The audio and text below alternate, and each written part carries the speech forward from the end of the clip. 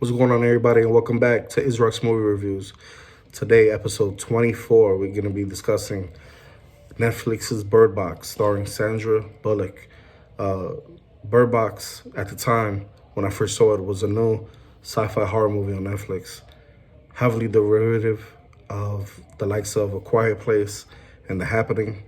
The film stars an aging Sandra Bullock as a rather unlikely pregnant woman who gets caught up in a weird apocalypse that causes people who witness invisible monsters to become instantly suicidal.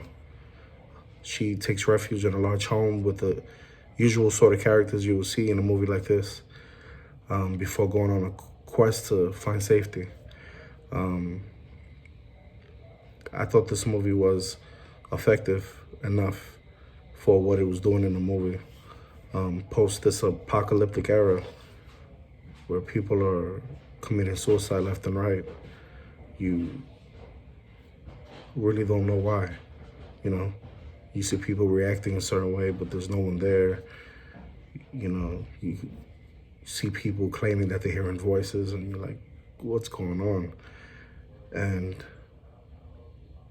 I think that was basically one of the flaws of the movie until you get a little further in, because I feel like they don't explain what's going on in detail until the credits are rolling. The major issue I had with this film is the narrative chronology, which is all over the place. The repetitive flash forwards to adventures on the river really take you out of the flow of the main story.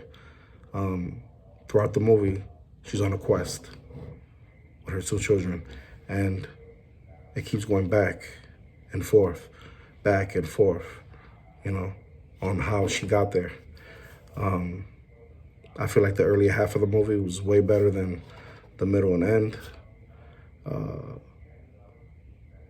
This movie has a lot of different things going on at the same time. You have shenanigans at the house.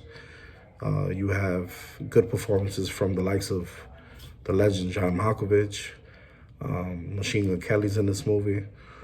I found the CGI effects to be a little more superficial, and the performances to be rather shrill at times. But overall, this is an effective enough movie that you're going to enjoy the movie. Not only because Sandra Bullock puts on a performance like no other, but because the movie tends to get into a direction where it gets kind of spiritual and biblical with a lot of the things that are going on. And if I was to give this a rating, I would give it about a 3.5 over 5. Go ahead and watch it. You won't be disappointed.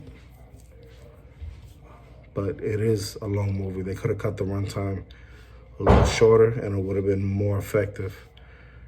But overall, I hope you enjoy it. Bird Box provided me a little hype watching the trailers, but ultimately I wasn't disappointed. Could have been better, but not bad. If you like this video, please hit that like button, hit that notification bell, and please subscribe to the next one. Peace.